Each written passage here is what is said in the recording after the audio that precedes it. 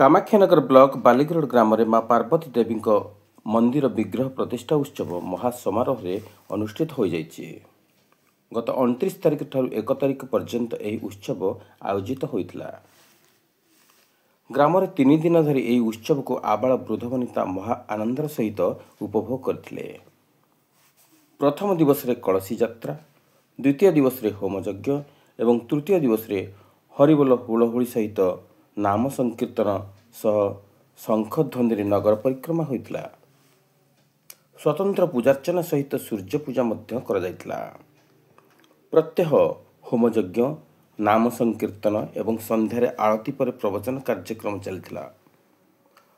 ରାଜା ବିଶ୍ୱଭୂଷଣ ମଲ୍ଲିକଙ୍କ ତତ୍ତ୍ୱାବଧାନରେ ଆୟୋଜିତ କାର୍ଯ୍ୟକ୍ରମରେ ସୁଧାକର ମଲ୍ଲିକ ଏବଂ ପ୍ରକାଶ ଚନ୍ଦ୍ର ନାୟକ କର୍ତ୍ତା ଭାବେ କାର୍ଯ୍ୟ ତୁଲାଇଥିଲେ।